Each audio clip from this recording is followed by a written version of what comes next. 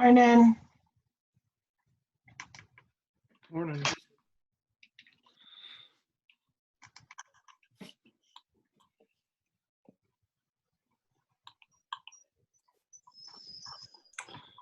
Morning. Hi there. Morning. How are you guys? Good, how are you? Hey.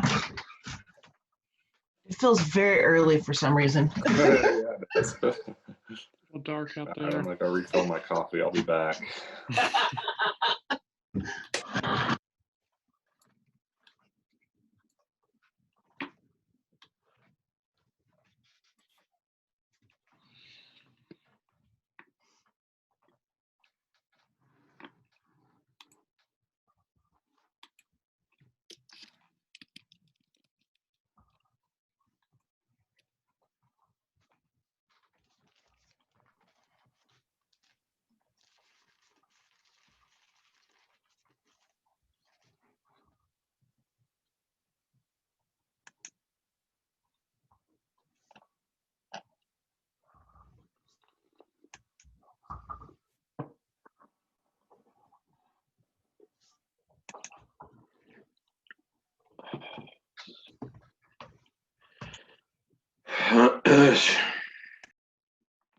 Hi, Hi. I Morning. need your help at some point to figure out why my computer can't be recognized when I scan something. And I've tried to figure it out myself, so maybe you can help me. Yeah. uh, Yeah, we can work on that. Yeah. I might have to, in the meantime, just replug my old one, and I have to send some stuff to CDOT, and I can't, it doesn't recognize the scan, so. Or Vince maybe could help me. Hi, Vince.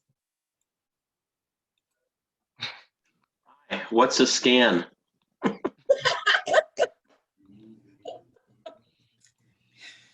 Oh, You oh, You sound happy this morning. not really. I'm telling you, I was just kind of half watching the ceremony for Ruth Ginsburg. They have Oh, it I can't watch that stuff. yeah, Makes me too depressed. Oh my gosh. I know. Well, I was watching Channel 9 and it came on. So what can I say? Yeah. Any of those memorials, I'm glad they do them, but I think they take a lot out of people. It's hard. I know. I don't I even know. like to go to my own relative stuff. Oh, I know. So last night we had a ward meeting, right? The worst Yeah. thing, I've been anticipating horrible things happening in virtual meetings. And my ward partner, right, Becky, was doing the hosting part of it. Her system crashed and I didn't have any control over the meeting. That was so fun. Oh my God. You know, so Horrible. it was. I mean, because you can't do anything, and she couldn't get back I on. So know. automatically Ring Central bounced it to Oh, yeah. people. Thank God for that. But otherwise we would have had to cancel the whole thing. I mean, so. Amen. It's, yeah. Troy texted me and said he's not going to make it, and Emily's not going to make it. We Okay. may not have a quorum. Okay. So who do we have so far? I have Joyce, Jessica, Ken, and Jean. Oh, there's Kyle. Okay. Let's see. 1, 2, 3, 4, 5. Trying to think who else we need on this. Probably that's if Bo Martinez gets on, we should be good. Okay. So, well, let's wait a minute or two, and then we can go over things. We just can't, have an Yeah, action. you can't approve them, yeah. Right, right. I'm gonna have to get off the call right before 8:30. We have a presentation and it's about electrification. I looked, oh, there's Rhiannon, we're good. Okay, And it's gonna be taped, recorded, and then I'll look at it later. I've just got to get out the door by about 8:25 today, so all right. I Let's do apologize this. for that, but Carson's in control and you, my dear chair, are really in control, so. We're all good. We're all good. Let's good. Okay. start so we can, get through as much as possible because I Yep. want you to do the financials for sure. Sure. Okay, I'd like to bring the Smart Commute Metro North meeting to order. And Karen, we don't need introductions, do we? Or shall everybody? No, I don't think we do. It looks like everyone on here knows each other. I think so.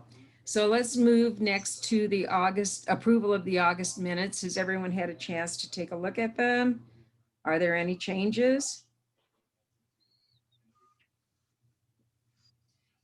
So can I have a motion? Motion to approve the August minutes. Thank you. A second. Well, Okay, all in favor? Aye. Aye. who was the second? I thought I heard, well, maybe. Was there a second? I thought I heard someone second it. I thought You I have heard to- someone too. You have Yeah. to tell me who you are if you second, so we can tell. Well, there's Gene Tony. seconded it, but his audio is not working. Right. Okay. So Well, who was take the another second? second. Jean, I'll do it, or Jean, go for it. Okay. All in favor? Aye. Aye. Aye. Opposed? Same sign? All right, they're approved. Next is the September Treasurers Report.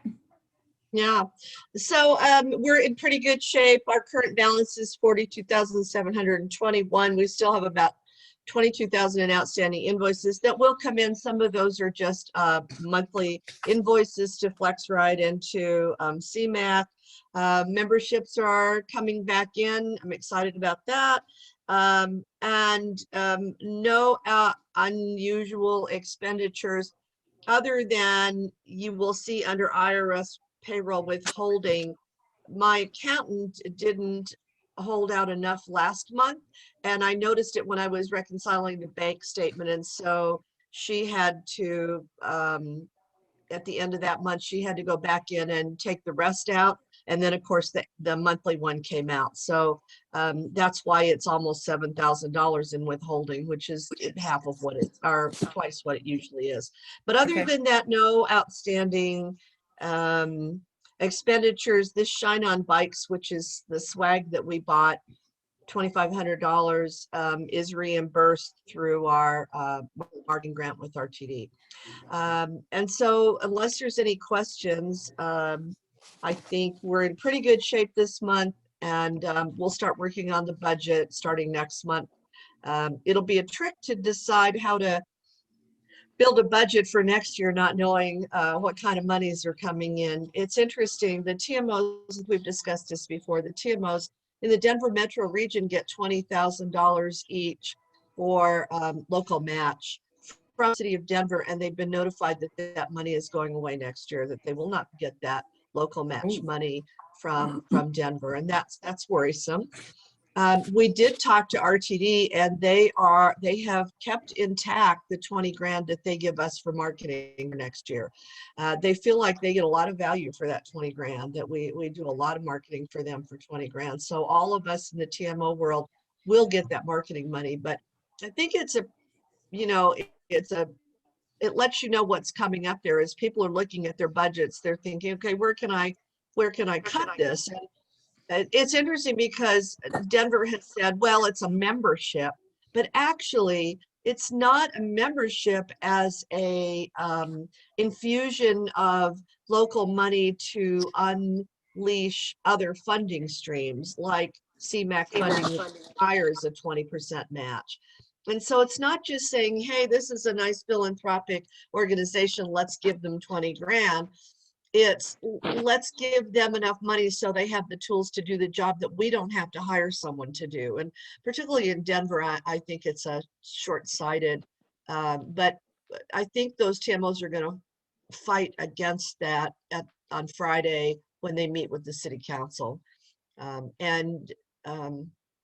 Just wanted to let you know that it sort of sets the stage for what might happen to us next year. So as we build the budget for next year, Kim will be happy to know I'm going to be very conservative and not be optimistic that I'm going to get more membership. In fact, got my fingers crossed that everybody who can renew will renew. So with that, I would just like, unless there's any questions, a motion to accept. Does anyone have any questions? I don't have questions, but I'll wait till we approve this, and then I have a comment Okay, for a new connection. great. I'll move to approve the financials as presented. Second, Second. Kyle. Okay, all in favor? Aye. Aye. Aye. Opposed? Okay, go ahead, Jessica. Thank you. So Karen, Thornton officially opened their small business resource center now, and Robin Martinez is heading that. Have you been able to connect with her at all? No. I talked to her a little bit about Smart Commute. So Okay. Karen Bigelow is actually working there currently. And so Why she's do familiar I with know Smart that Commute. name? Karen used to be with, St. Anthony North. yes, Yes. marketing.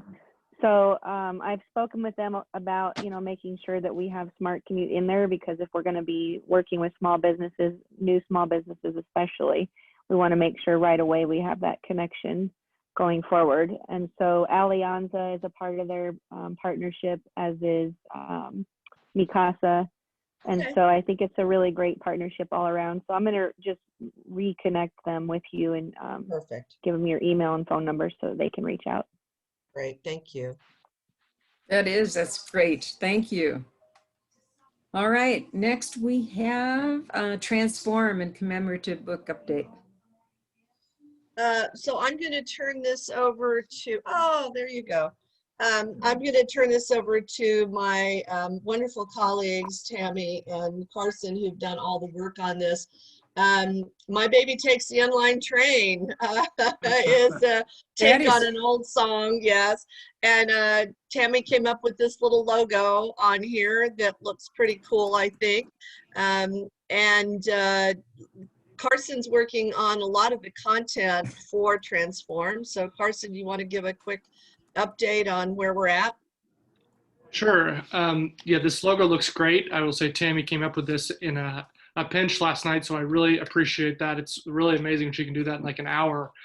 So kudos to her for doing that. I think it looks really good. In terms of content, as you guys know, we're doing a lot of artist highlights as part of the program, and I'm starting my interviews of all the artists today about where they got their inspiration for the piece and how they think it influences kind of the transit experience in the communities along the line. So I'm excited to do that. I was able to attend the Northglenn opening a couple of days ago, and it was just a great highlight of the artists, and I'd like to do something similar to that for Transform in a video format. So we think it's coming along. We're excited. We're trying to pull some historical stuff together and nail down some drone footage and some speakers for Transform, but it's coming along, and we're certainly excited about this year and the possibility of having it be virtual so we can invite a very wide audience this year. That's all I have. Okay, that's awesome. That's great. We're not going to charge for it. It's going to be open. We're paying for, what do we say, expanded Zoom opportunity here. The Zoom that we have, the contract that we have does, it goes up to about 100 people or so. So we're going to pay a one-time fee to make it a larger opportunity for everybody who wants to get into the Zoom. We have everybody who has paid into the Smart Commute membership, and that is McQuinney and Google and Maxar and all those people. We are going to list them as the sponsors. We're not going to ask for any other sponsorship. We're going to use our RTD marketing money to pay for this. When you think about it, really, we won't have a lot of costs because we're not renting a place and we're not having to buy breakfast or lunch or any of that stuff. You have to bring your own. So in a way, it's going to be an interesting experience this year. The speakers we're thinking about, I have been trying to pin down somebody who is a national expert or international expert on what their prognostication is for train travel in the future and when it's going to pick up and whether it's still a great investment and all of that. And the paper had an article a couple of days ago, and they mentioned a couple of people who are experts, and I'll reach out to them and see if they're available. Also, I was telling Carson, it was interesting at the N-Line opening, we had the 3 general managers who were part of this project. We had Phil Washington and Dave Genova and Paul Ballard all standing together talking and discussing. And I thought, you know, maybe a short panel with the 3 of them talking about the challenges and the wins of this N-Line might be an interesting piece to add to this. So I haven't had a chance to talk to our staff yet about this or even run it by Vince. Vince lives in the same house as me, but we don't see each other much anymore. I see him, it's like, have you fed the dogs? Did you let the dogs out? Did you check the mail? What's for dinner? You know, we forget to talk about it. So, but it's coming along. I have talked to Paul Ballard and said, you know, would you be able to maybe walk us through the video of the N-Line or the history of the N-Line? And he's on board with that. So we're moving along fast. We have about a month to get this done. And as Carson says, he's gotten a lot of it done already. So we're gonna rely on social media to put this out there and get some interest in it. I think it's gonna be pretty cool. And as a companion piece to this, we're doing a commemorative book. The book so we've made some decisions, about 32 pages. It's going to be self-published. It'll have a hardcover. It'll be 8.5 and 11, with the 11 being the long way to make it look more like a coffee table book. It'll be a pictorial commemorative book, not very much dialogue on there at all. Any content is really going to be pictures. We're going to focus on the artwork, all the candid pictures from the beginning. I'm trying to track down a picture of the Metro Mayor's Caucus in 2004, who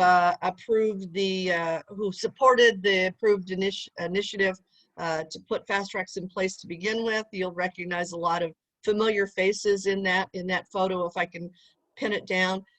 We've got groundbreaking photo. Got some great photos of Gene Putman wearing his T-shirt. We've got pictures from the rides on the train, construction pictures. It'll be pretty cool, I think. And then we've yet to decide how we're going to acknowledge all the people that were part of this. That might be the most difficult part, and we need to have some decisions on that. But I'm really excited about it. I think the book's going to be great. We got an approval from RTD to let us use our marketing money. We have about $9 grand left in that marketing account that we probably wouldn't be able to use because we're not doing any community events. And that's how we draw down that $9 grand. They don't give it to us unless we do something for it. And generally in the past, it's been we've gone to community outreach events and bill them out. Since we can't do that anymore, I've got quite a bit of money that will go away if we don't use it. So we think this is a great use for at least 3/4 of that money. So we got the approval to do that, and we're on our way. We think we can get it. Tammy, you thought like $7,000 for 500, which makes about $13 a book. And then whatever we don't give away, we can always have for sale to anybody who wants another copy. So that's where we are. Yeah. I wonder if Peter Kenny has a photograph of that. Yeah, so I'm working with Peter and Catherine. Oh, okay. Yeah, I'm working with them. Catherine can't find it in her data stuff, and so the last thing back to me was, Peter, don't you have this one from Catherine? So we're working with them to get that. I know they posted it once on Facebook a long time ago, and I asked her, is it in the archives of your Facebook posts? And she said, I can't find it. I know which one you're talking about. So yeah, I'll ask Kathy Novak. Yeah, I'll ask Kathy Novak because she was, Oh, that would, yeah. yeah, I'll do that today. Oh, that'd be great. And I don't know why I didn't, I have looked through everything I have. I probably had it in hard copy because this is 2004 and I can't find it. All right. So, yeah. I'll see if I can help a little bit here. I All think right, that'd be pretty fun to have that out there. I know. Now the next line. Questions? Yeah, Yeah, questions or I was gonna say, comments? the only thing I'm struggling to find is like actual historical shots, especially like for the grain silos area for the East Lake Station. Jessica, I don't know if you know of anybody that we can contact over at Thornton to see if they have any. I wonder if the Carlsons have anything. I Yeah. can send out an email though to somebody in the city and find out if somebody's got it. I would think we would have something. That would be great because I couldn't find any of like when it was actually active. Okay. Yeah, I know there's a book about East Lake somewhere too, so let me dig around on that and Great. get back to you. Thank you.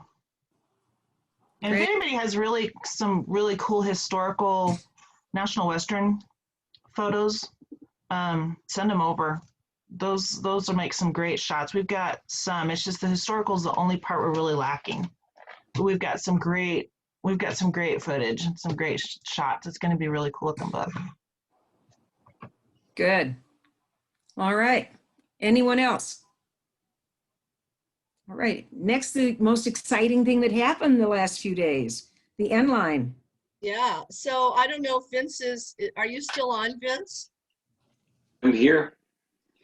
Why don't you talk a little bit about how everything came about, and then you can do this video, this collage.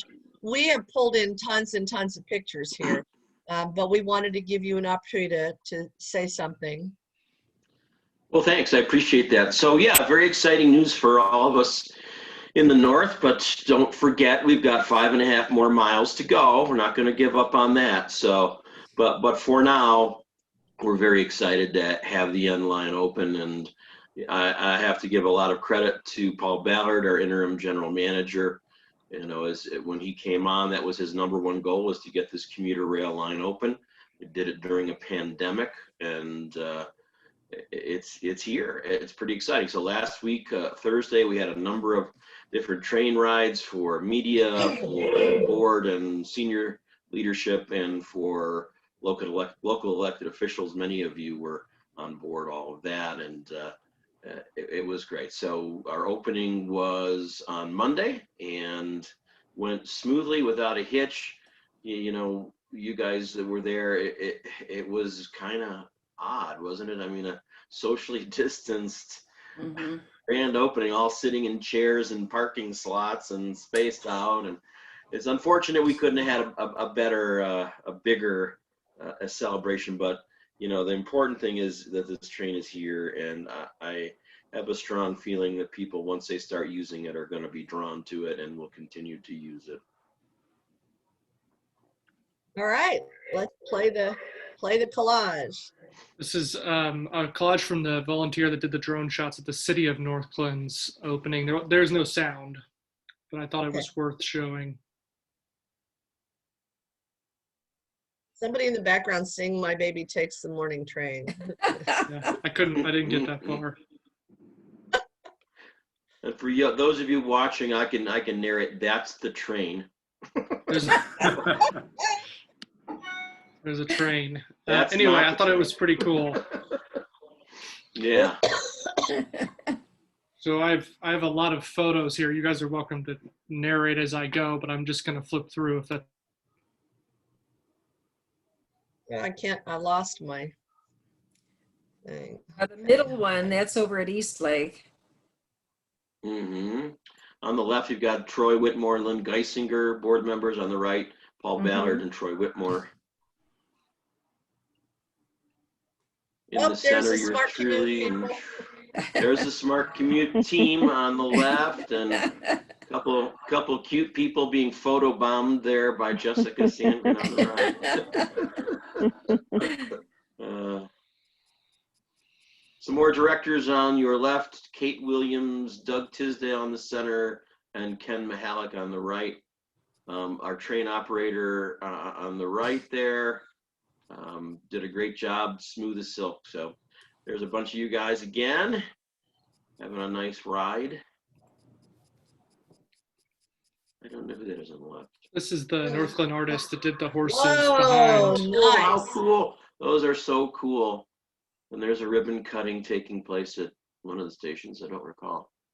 That's at Northglenn, I think, or is that at Northglenn? It is. Looks like maybe It looks Meredith. like it. Yeah, it's got to be Northglenn because there's Meredith with the big Yeah. scissors. Oh, yeah, yeah. Yeah, more people in Northglenn. There's Brooke and Mayor Herb. Yeah. And Julie Mullica. Yeah, Yeah. Mhm. there's Herb with the hat. Can't miss him. You cannot, yeah. Hard as you And- try. No. I don't remember seeing Herb there at all. I Yeah, missed him somehow. He was at the Northglenn, but then he didn't Oh, the main ceremony. okay. Yeah. Just some more Northglenn shots here. Mhm. There's our Smart Commute water bottles being handed out. Look great. Yeah, those are great. People really like those. I heard a lot of comments about those. Mhm. Oh, beautiful. Wow, those horses are incredible. They're gorgeous, yeah. It's all recycled wire and pieces, isn't it, Joyce? Yes, it is. And there's our unusual opening, and it happened. I'm glad we did it. You know, I'm glad they wanted to just do a virtual opening and not have any of people attend, and a number of us pushed back on that pretty hard, and this was the compromise. Oh, there's Vince's selfie. Nice selfie. Did you actually capture anybody in that? Yeah, yeah. No, That I next mean, couple you can see it on the right. You can see it on the. People are waving. They followed my That's funny. instructions I see as it, they I always see do. it. Yeah. That's great.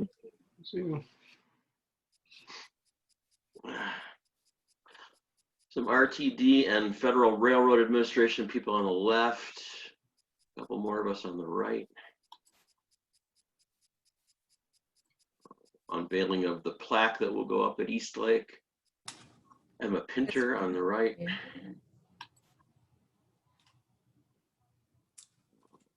Okay. There's And on the our- right, you see the three general managers, current and former, that made this happen. So Phil Washington on the left, Paul Ballard center, Dave Genova right. Mhm. It's really good that Phil Washington came out from Los Angeles for this. I thought it was awfully good of him to do that.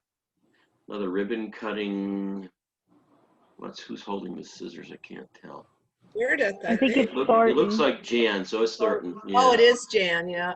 On the right, it's Meredith again, but on the Yeah. left, I think is the It's Thornton. Jan, yeah. Yeah, some. Yeah. There's on the upper right, Angie Rivera Malpietti, our chair of our board.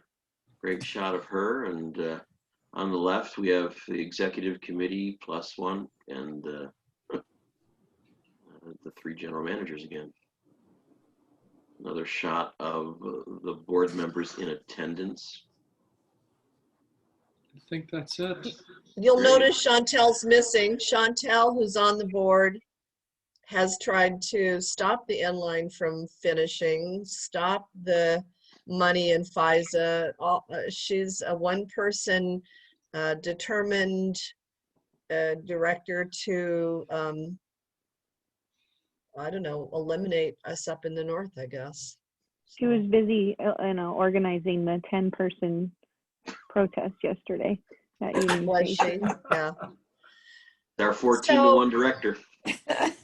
In about 5 minutes, we're going to have Natalia Swalnick, Senior Director of EV Programs of the Electrification Coalition, and I'll just set it up. Will Dreyer, who used to work for us at Smart Commute, went on to work for the Electrification Coalition, and he is now in Washington, D.C. in the policy office. And I reached out to him about what he was doing, and he suggested maybe we have a presentation about this. Natalia is really in charge of, let's see.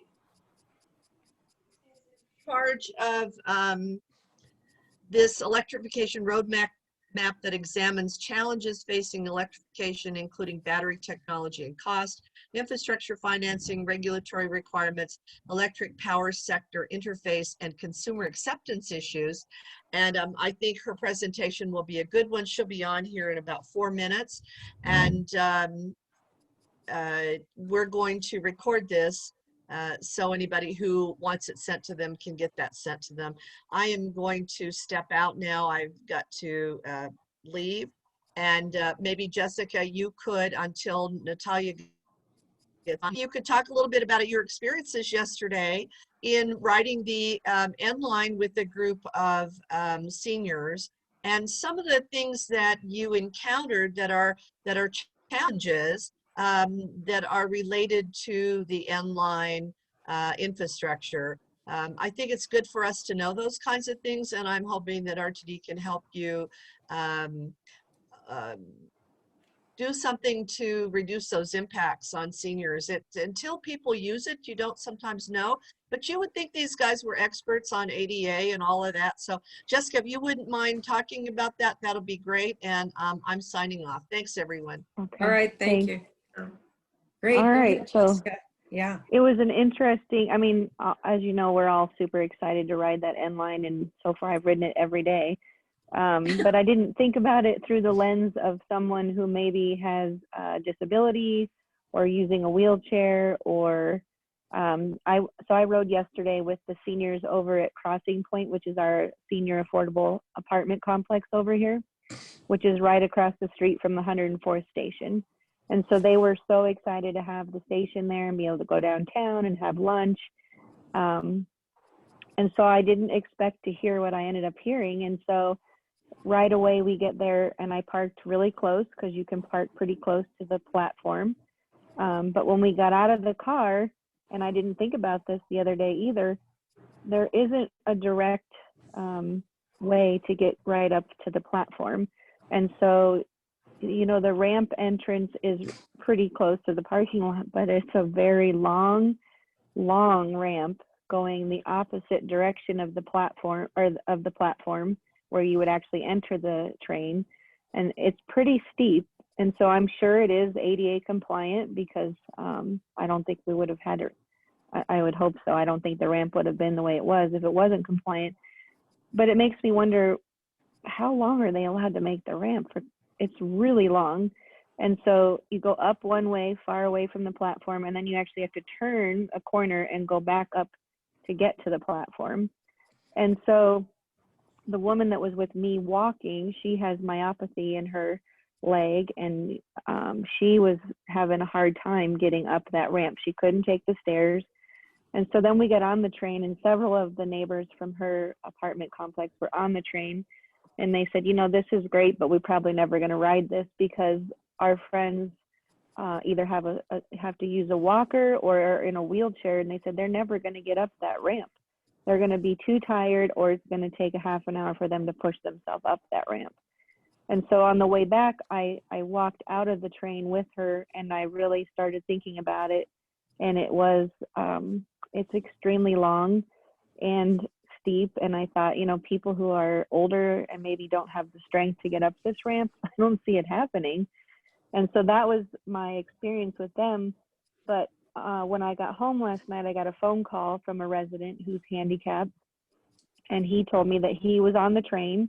He started at the 88th station and went downtown, had a great experience, had lunch, got on the train back downtown, tried to get off the train at 88th, and he was sitting in the area right near the door.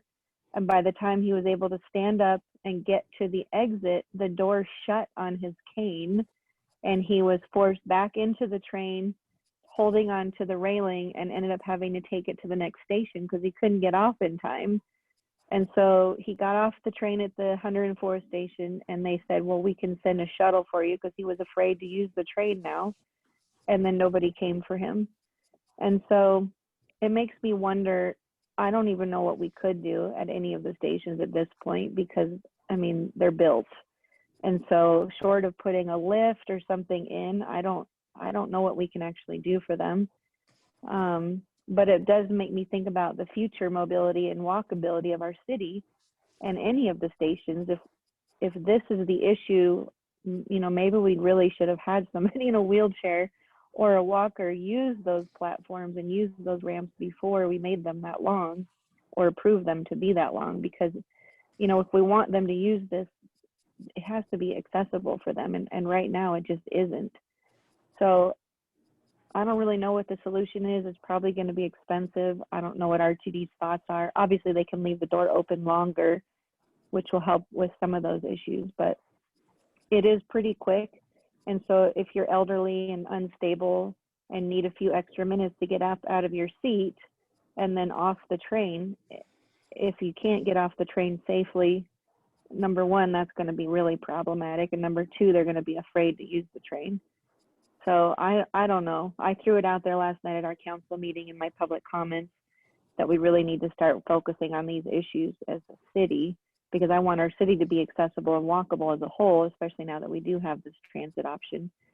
But it's going to take a huge overhaul of a lot of things and a lot of money, and I don't know what that even looks like. So definitely open to conversations, and I know RTD said they would get back to us. I don't know if Vince is still on here, but unfortunately, he's the guy that I'm going to be sending all of it to, he and Troy. And I don't want to start complaining right away either, because I know we're all thrilled to have the M line. So I don't know how to address it, I guess. But you know, Jessica, you bring up some valid points, you know, and I think the sooner we can address them with RTD, the better off we're going to be. You know, because right now they're kind of happy with everything the way it is, and they're moving on to other issues, you know, such as laying off, you know, employees and that type of stuff. So I think we have to keep it, you know, well, forefront all the time. I fear Chantel, who's against us already, will, you know, in my mind, the message is, oh, great, they got their stupid train that they've been complaining about forever, and now they're like, that's just where my mind goes with them, just based on the conversations over the years. Like, we should just be satisfied that we got our train and we should shut up. And I know that that's what they're going to start out with, given the conversations that have already happened. You know, we're never going to see that 5.5 miles that should go up to Highway 7. Yeah. And so I don't know. I don't want to go that, I don't want to be that way. I don't want my mental mind state to go, you know, right away it's going to be a battle, but I just know it's going to be. So I'm already tired thinking about it. So was that did you take the train from Eastlake, or where were you? You started out I was East... at 104th, because that's where the apartments are. And so, you know, they're right across the street at 104th in Colorado, so they can cross the light. And for some, they're not going to be able to do that anyways. But even if they took the Access-a-Ride over to the station, they're just not going to be able to get up the ramp. Or we need to put at least a chair in the middle of it so they can sit down and take a break. But I don't know. And again, I wasn't thinking about it because, again, we're just super thrilled that it's open. Mm-hmm. But to walk that ramp with that lens, even leaving the station, getting off the train, going back to the car, it took us a while to get down that ramp because she has to walk so slow with her myopathy. Mm-hmm. And so I thought, man, if a person has to walk that slow, if you have a wheelchair or a cane or a walker, it is a steep ramp. So how are they? I don't know. I'd like to just test it out with a walker myself and see, is it going to go flying down the ramp out of control? You know, I don't know. Well, you know, I as don't you know. speak, I was thinking about 112th actually, and even Eastlake. That's a pretty long, steep ramp at both of those other stations, now that I think about it. I think they're all the same. So it makes me wonder, what is ADA compliance in terms of length of ramp? Maybe the angle is okay, but for the length itself is just, I don't know. I don't get it. Yeah, for some reason, something sticks out in my mind that it's like 50 feet or something, you know, but I could be really wrong. I mean, you know, it's something I just heard from someone, you know, but I know they're long. I know they're extremely long. Mm-hmm. Well, and even the stairs up, it's still not a direct path to the actual train. Right. So no matter what you do, it's a long walk to get there. And I don't know what the reasoning is for that, but in terms of accessibility. I just have to wonder. So I'll bring that up to Brooke today also, because if it's an issue in Thornton, it's certainly going to be the same in North Glen, you know, so I'll talk to him about that also. Yeah. Okay. Anybody else have any questions, comments about Jessica's presentation? Thanks, Jessica. Appreciate it. I'll talk to Brooke. Okay, so next we have, is Natalie with us? Yes, I am. Good morning. Good morning. How are you today? I'm doing well. How are you? Good, thank you. We're very happy to have you here to give us this presentation on electric vehicle policies and programs. So I'll just turn it right over to you. All right. Well, good morning, everybody. Thank you so much for having me. I am based in San Diego, but I was actually a Denverite for 14 years, and I've been in San Diego for about 3 years. And so being able to connect with all of you is a great opportunity for me. I spent my time when I was in Colorado as the Director of Environmental Health at the American Lung Association in Colorado. And then I spent 4 years on the board of directors for the Regional Air Quality Council, or the RAC. So I still keep in close contact with those folks. And actually we are working on a project in Colorado right now that I'll share a little bit about. But my name is Natalia Swalnick. I'm the Senior Director of EV Programs in my current role at the Electrification Coalition. And I thought that giving this group some details and insight into the electric vehicle programs and policies that we're working on might help spur some dialogue, questions, areas of interest with this group where you might want to get involved for your various communities and things like that. So it'll read kind of at, a mile wide and an inch deep, but during our Q&A, I think that we can really dive into some specific areas and talk about areas where you have questions, and there's plenty of room for follow-up and things like that. So next slide, please. So I'm guessing that you probably don't know too much about the Electrification Coalition. So we are a nonpartisan, not-for-profit group based in Washington, D.C., but we have a staff of about 20 folks that are working all over the United States, including some in Colorado. And we're committed to promoting policies and actions that facilitate the deployment of electric vehicles on a mass scale. And we're doing this work in order to combat the economic, environmental, and national security dangers caused by our nation's dependence on oil. Next slide, please. So thinking just about how electric vehicles are still a relatively new technology, but if you look at it in terms of the history of transportation, the electric vehicle market growth is actually happening really fast. So the map in the top left part of the screen really shows the EV adoption across 50 different metro areas in the United States. And so depending on where you are, and if you look, you can see that Denver and northern Colorado are actually darker blue, which indicates a higher market penetration rate of EVs.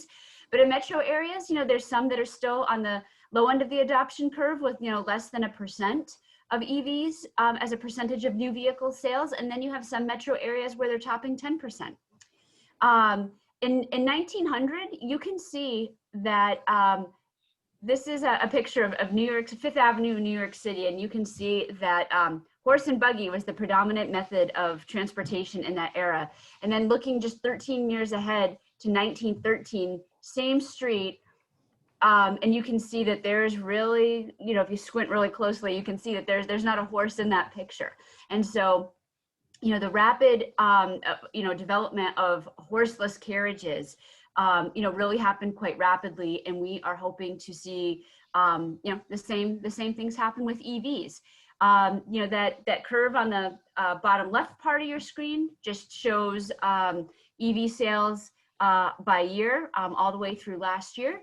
And then Bloomberg New Energy Finance is predicting that 54% of new car sales will be EVs by the year 2040. Next slide, please. Bringing it back, to the Electrification Coalition, because I'm going to get into some of our programs and policies. This is just an overview of where our staff are located around the U.S. and where some of our key programs are. And this is just kind of the roster of what we're working on. And I will walk through these one by one. Next slide, please. So the Climate Mayor's Electric Vehicle Purchasing Collaborative is a program that I oversee at the Electrification Coalition. And we call it the Collaborative because in hindsight, it's kind of a mouthful. But what this is, it's a partnership designed to help accelerate the electrification of public fleets across the country. And so some of the challenges that we were finding is that if you live in a non-coastal state or one of the states that hasn't adopted, California's zero emission vehicle standards, it can be quite hard to actually have a local dealership that sells and services electric vehicles. And what our collaborative does is it puts parity into, it adds parity of electric vehicles to fleets around the United States, because anyone in the United States can leverage this purchasing collaborative in order to purchase their EVs. And so you're not limited to just what's available with a dealership in your community. We also have some innovative financing options. And so that's how we're working to reduce the cost barriers to electrifying your fleet, because EVs, frankly, still do have an upfront cost associated with them. But the cost of ownership and fueling or powering those vehicles is lower over time and will actually save money in the long run. And so, as cities are facing, drastic budget cuts and budget shortfalls right now with the impacts of the COVID crisis, we're hoping that our innovative financing options open the door for cities to walk through, because through the leasing option that we provide, cities can actually leverage the federal tax credit and take that off the top for the cost of the electric vehicles when you finance. Because what happens is the leasing agency is the one that takes they're the ones that are legally able to take the tax credit, and then they're able to pass the vast majority of the savings onto the municipal customer. And so that really helps lower the upfront cost, making that total cost of ownership pencil out more over time, because we want cities to be in a position where they can buy a vehicle that costs about the same on the front end and then is going to save them money. One of the other values of this leasing arrangement is that there's a non-appropriations clause. So if a municipality finds themselves in an additional budget shortfall next year and they can't afford the vehicles, there's a non-penalty for turning those vehicles in. But what we're hoping is that you'll see the cost savings, the drivers will like driving them, they'll get the job done and then some, and that they'll remain a part of the fleet for a long time to come. And we also offer, technical support. So if a city manager, city mayor wakes up in the middle of the night thinking, I'd like to go electric, that's the right time to call us.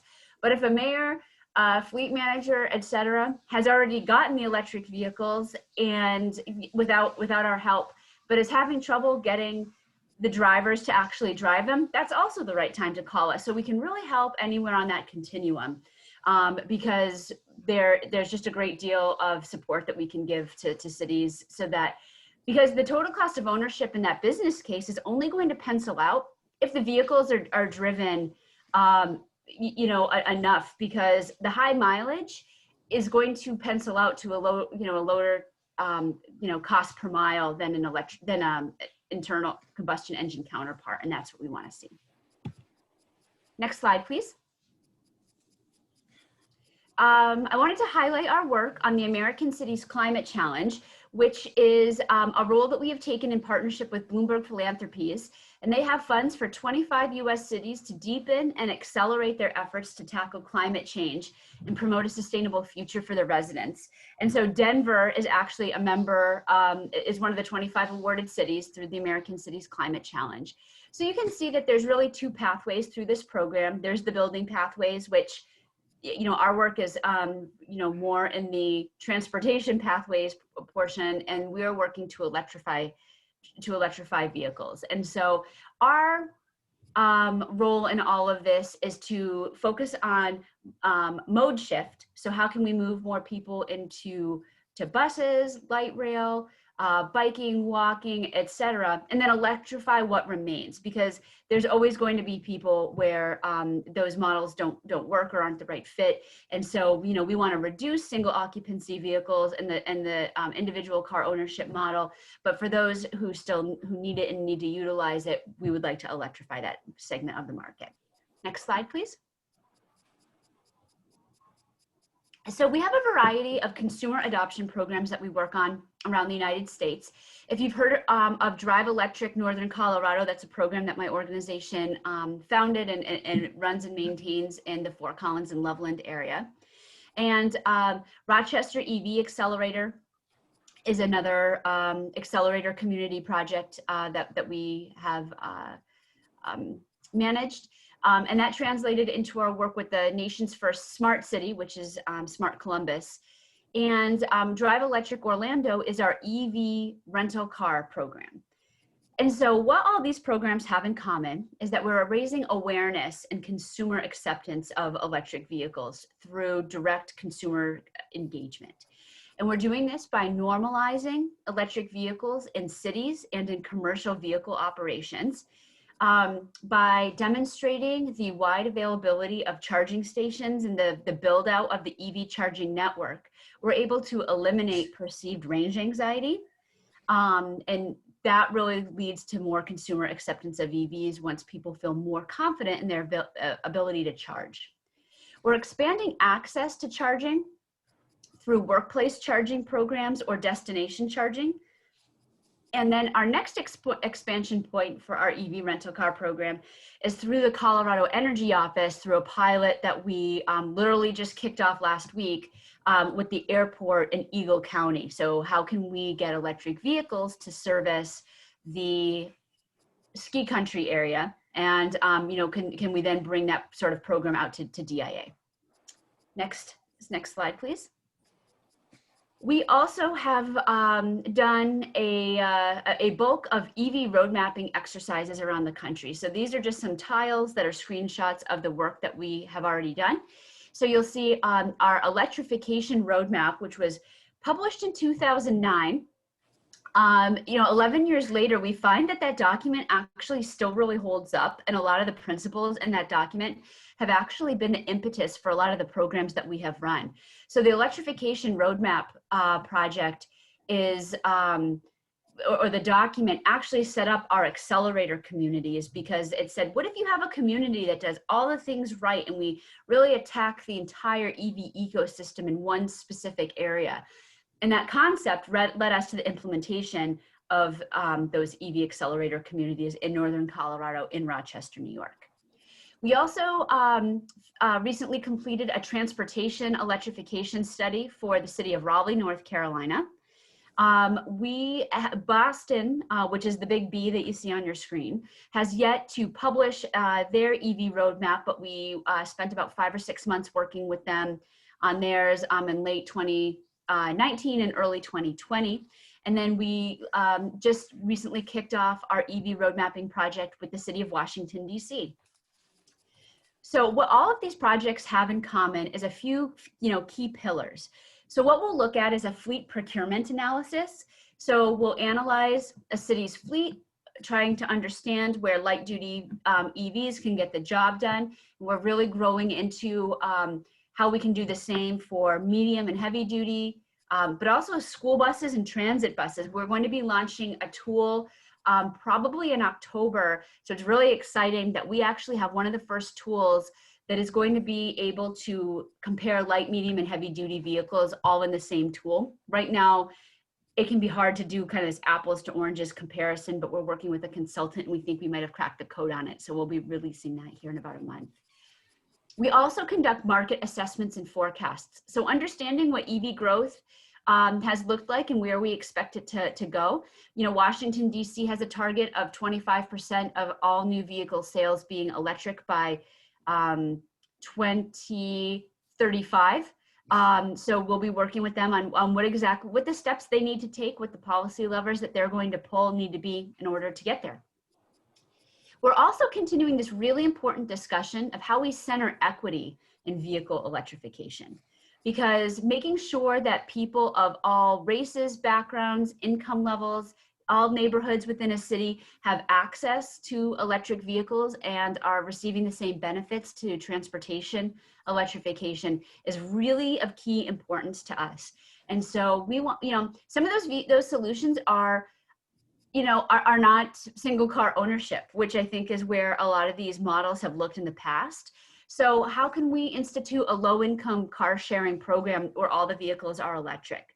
How can we work with transit agencies to make sure that the routes that serve low-income communities or those with the most air pollution locally are serviced by electric buses, right? Like in Denver, that would be, anything on like that I-70 corridor in the Swansea neighborhood, Globeville, et cetera. How can we really make sure that those buses are serving the citizens with the most immediate need?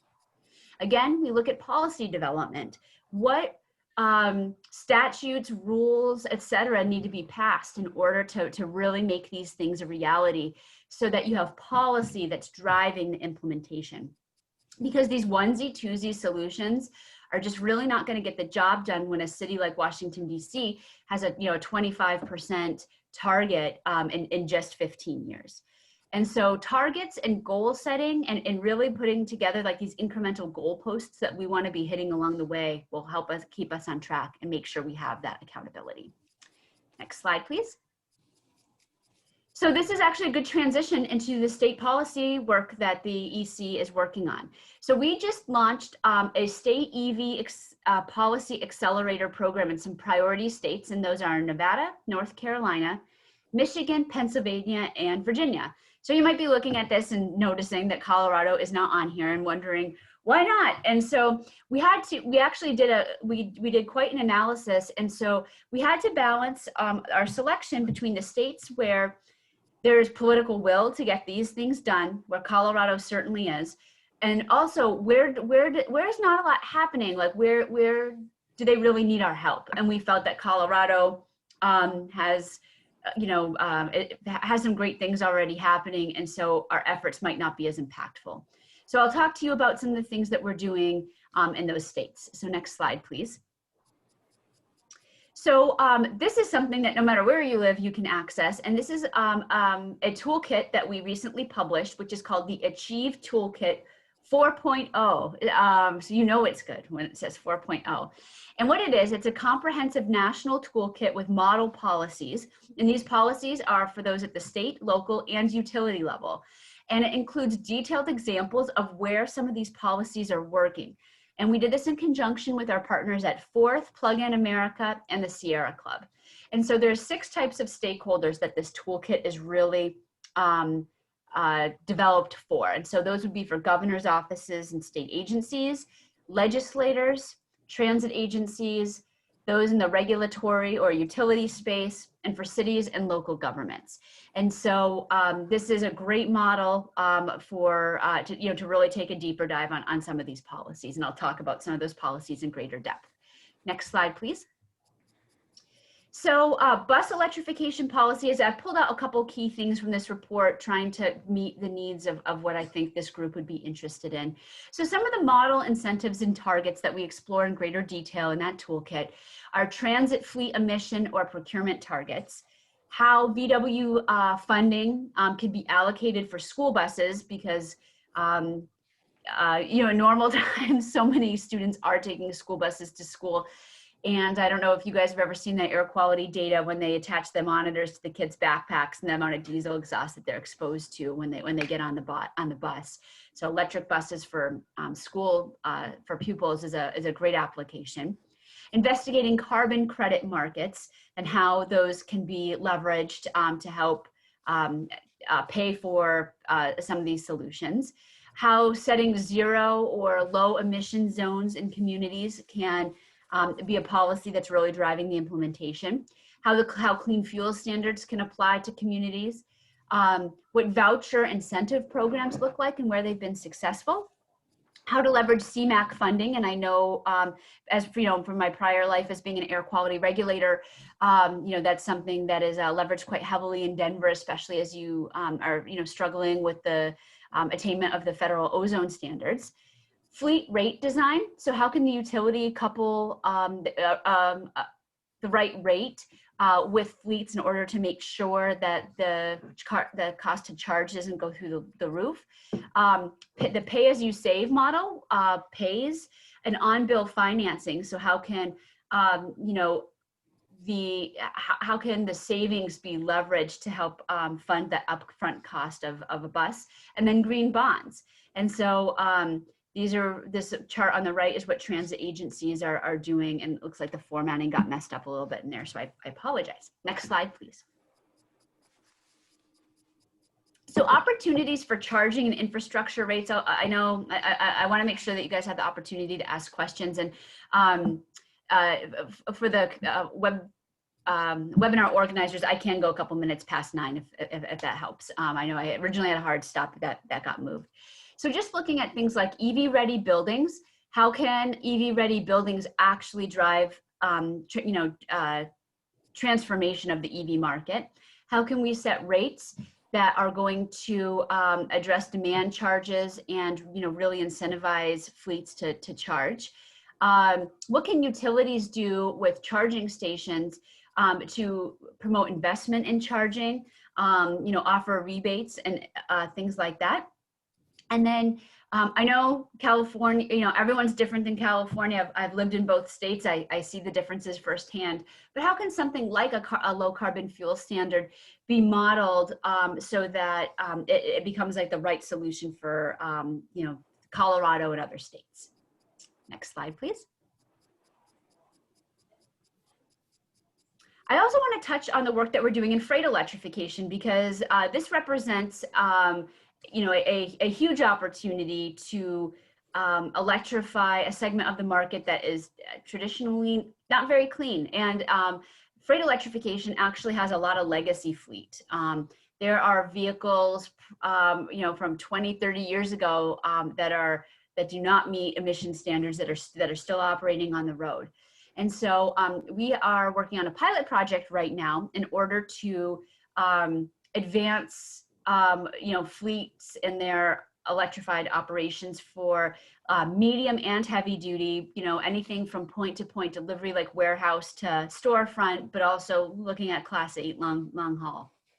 So the top level of this chart represents the phase 1 of our project, which is about to conclude, which is conducting a listening tour and landscape assessment so that we really understand the challenges, and then defining those opportunities and selecting a participating fleet, and then documenting the procurement process so that we can better understand what some of these challenge points are and how to overcome them. So we're actually about to publish an issue brief that really talks about manufacturing and demand for these trucks. We are very close to finalizing our relationship with a fleet. Actually, I think that this there's a good chance that we'll be working in Colorado to conduct some of the operational analyses, and then using all the things that I've talked about to develop potential policy opportunities and victories. Next slide. So this is just a high-level look at what the policy opportunities for freight electrification are. Some of them, directly overlap with the bus piece, like zero or low emission zones, clean fuel standards, but also looking at things like sales tax exemptions. How can we exempt electric vehicles from the sales tax? Because what happens is you have a higher upfront cost on electric vehicles in the bus and medium and heavy duty sector. And then when you have a 15% sales tax, that difference just gets compounded over time. And so if you can eliminate that sales tax, it puts these vehicles on a little bit more of a level foot. For utility programs, how can we help recover those costs with a behind the meter charging infrastructure? And then on-bill financing, really represents a great utility program that, can help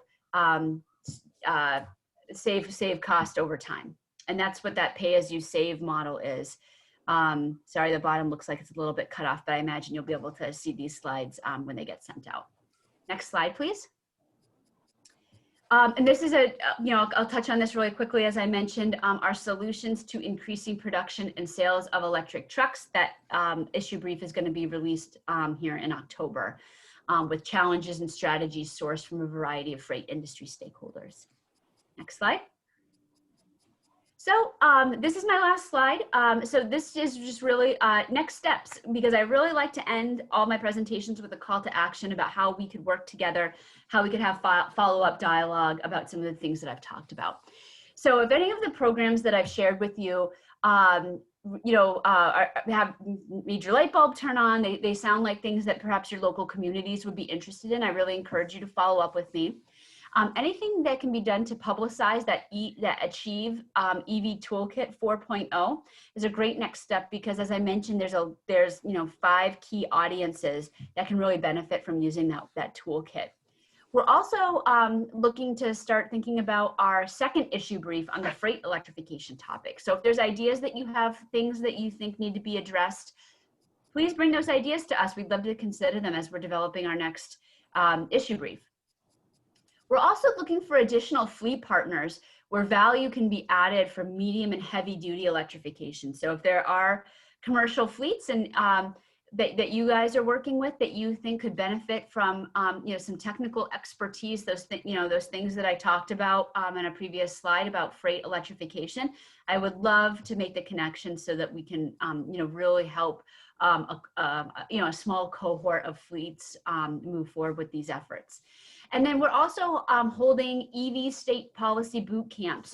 We have had 3 of them so far, but Nevada and I think Michigan are the ones that are upcoming. So if you are interested in participating in them, I get that those are not Colorado, but there's a lot that can be learned through cross-state collaboration, and I'd be happy to connect you with our policy team on that. So last slide here is just my contact information. So I am happy to take questions as much as we have time for, or you can follow up with me by phone. Email is usually the best way. I don't know about you guys, but my calendar is wretched with calls, video chats, and things like that. So email is definitely the best way to maybe set up a specific time that we could meet. So I'm happy to take any questions that the group might have. Well, thank you so much, Natalie. I'll open it up for questions. Questions from the board?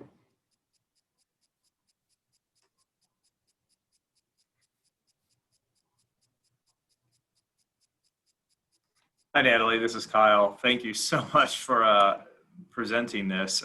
Fantastic work. This is pretty awesome. Yeah, it's kind of bummed to see that Colorado wasn't one of the states that you're targeting, but I also understand we were already kind of a dark blue anyway. Right. I guess my question is, and I think you may have answered that with the first bullet point under next steps, and that is there a willingness or a desire for your group to work with, let's say, any of our North Metro Denver suburban municipalities, as opposed to just working with Denver itself or the state of Colorado? Because at least in speaking with folks at Broomfield, I'm not sure I can speak with some of our other North Metro municipalities, but I suspect there may be a similar interest. There certainly is a push toward electrification, and I think the time is ripe for that with some of our smaller municipalities. So I guess that's question number 1, willingness to work with them. And question number 2 would be, even on a smaller scale, so I work on a large development project in Broomfield, and are there opportunities, since we are a greenfield development, we can plan ahead as opposed to retrofitting now? And I'd be curious to know if even on a smaller basis, there's an opportunity for some sort of a pilot program which addresses any number of the initiatives that you've already put forth. Yeah, so there is there's a lot that you can do with what you just described, because you're absolutely right. Planning for electric vehicles as you're building a new site is way less expensive than costly retrofits down the road. Because if you lay conduit out to a parking lot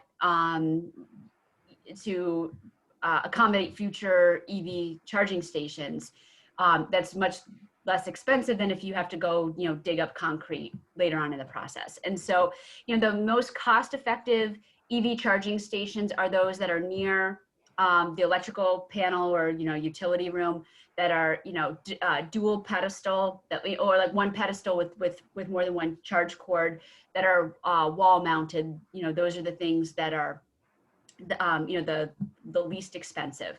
So I know that it wouldn't be custom, but the EC does have a lot of resources on workplace charging programs, because putting just the charging stations out there is often not enough in order to kind of capture the attention and gain consumer acceptance of EVs. And so we have actually, and it was done in Loveland, we have a great case study on a ambassadors program that we ran with the city of Loveland, where you had EV drivers talking to their peers about how workplace charging worked for them, and how workplace charging is actually a great solution for people who perhaps live in like multi-unit dwellings and do not have they live in an apartment building and they don't have a parking spot that's electrified, so so EVs are not an option for them. But if they can use electric vehicle charging at work, it's just a kind of like a reverse commute almost, like they're charging at work and then they're driving home and then can charge up to work, at a future time. And I will also say, my family is an EV owner.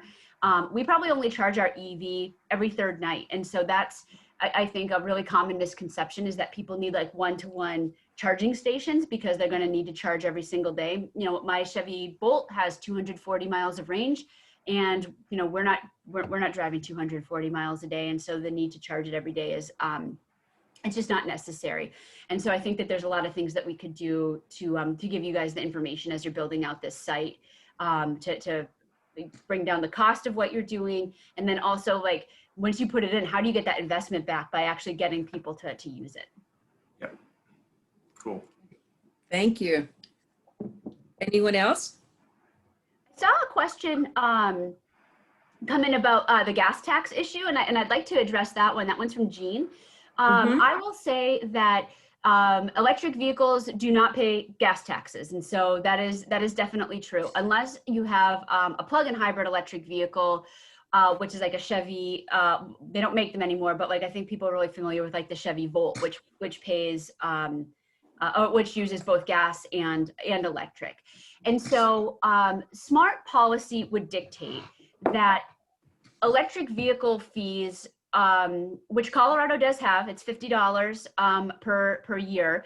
$30 of that goes to pay for roads and bridges, and I believe the other 20, and maybe I have like the 30 and the 20 mixed up, and then the other portion of it does go back into paying for the build out of additional charging infrastructure. And so smart policy would dictate that the cost of any fee that is put on an electric vehicle is not punitive. So I'm going to use Ohio as an example. Ohio passed a fee, it's somewhere between $100 and $200, and that's actually more, it's punitive. It's more than any ICE would pay for their portion of like roads and bridges taxes, transportation taxes in that state. And so if a tax is going to be tacked on, it should be commensurate with what it would be paying in gas. And then also, because EVs are, often do have a higher upfront cost, they're also paying a higher level of sales tax. So it's just important to make sure that like the mechanisms for this are thinking about, are the funds actually being used for roads and bridges? Because in a lot of states, it goes to my understanding is it goes to general fund, which doesn't always mean that it's being used for road maintenance, which is, unfair. They're also a very small segment of the market right now. And then the final piece that I would add about that is just thinking about the other benefits that electric vehicles bring to a community that are not quantified. So if you think about the air quality benefits, for the Clean Air Act, the benefits of the Clean Air Act pay off at a minimum of a 4-to-1, and for every dollar investment of clean air controls with vehicles, area sources, power plants, etc. At a minimum, what you have is a 4-to-1 payoff in terms of like the public health benefits and missed productivity, missed days of work because they're taking care of someone who has like an asthma attack, or students who are missing school and things like that. And at the high level of benefit, it's just like the estimate is at 40 to 1. So you kind of have this continuum. Is it 4 to 1? Is it 40 to 1? And either way, the investment in cleaner technologies has a much higher benefit to society than it does to a cost. And I think that those are things that should be taken into consideration when looking at policies that are going to be punitive towards electric vehicles. And I know that that's a contentious issue, so I thank you for raising it. And I don't know if I necessarily will convince anybody, but those are the kinds of things that the EC is thinking about. That's really interesting. Yeah.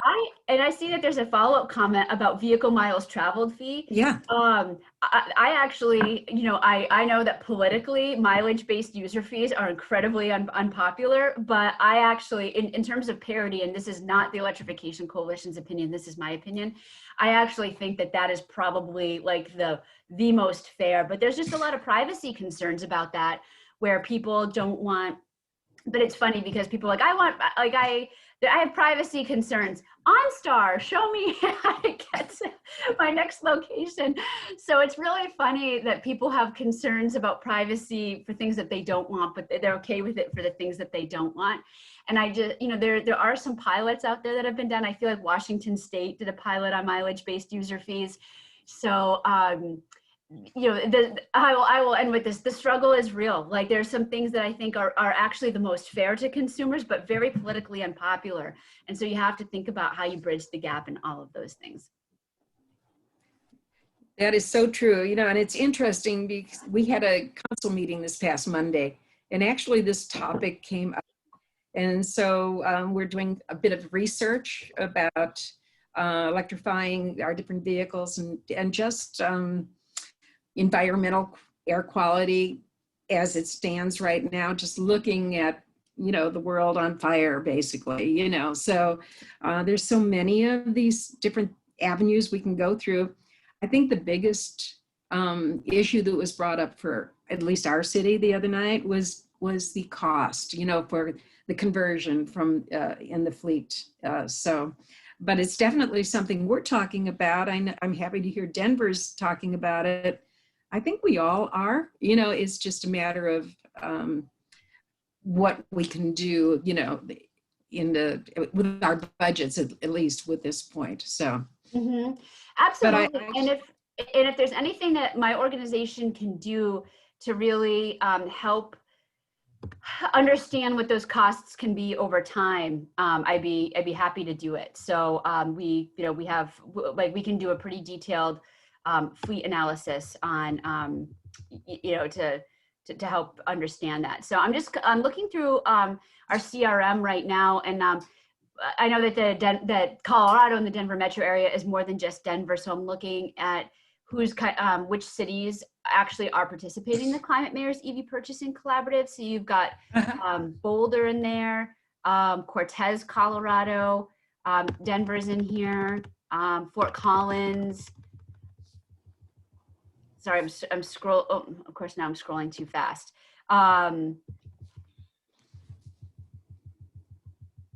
But yeah, there's I can send that up as follow up. Montezuma County is in there, so you know, places that you wouldn't necessarily expect. But I can send that as follow up if folks are interested. But you know, please get in contact with me because I think that people you know, electric vehicles can be more expensive to purchase on the front end. There's no doubt about that.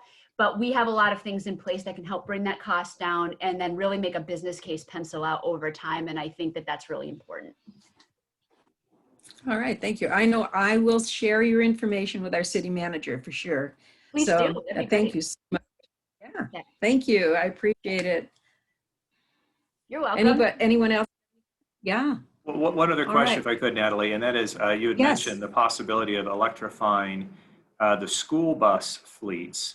Is there an example anywhere across the country where a district has either done so or started to do so? I guess what I'm wondering is there a case study that we can start to look at and perhaps share with some of the local districts in our area? Yes, there are case studies. Probably the best way for me to get that to you is I know that you can see my email on the screen. If you want to email me, I'd be happy to send you some information on that. Cool. Thank you. Okay.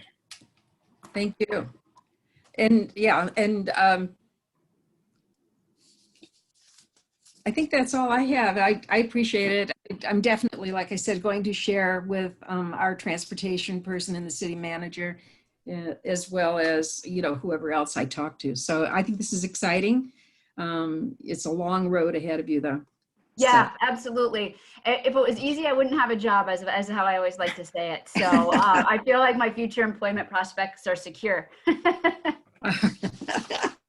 Well, great. Nice talking to you. Thank you so much. All I right, appreciate thanks, it. everybody. Bye-bye. Thank you. Thank you.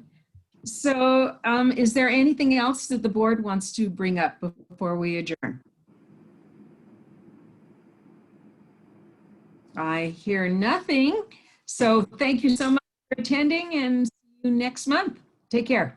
All right. We are adjourned. Thanks, Joyce. Bye, everyone. You're Joyce, thanks, welcome. everybody. Bye.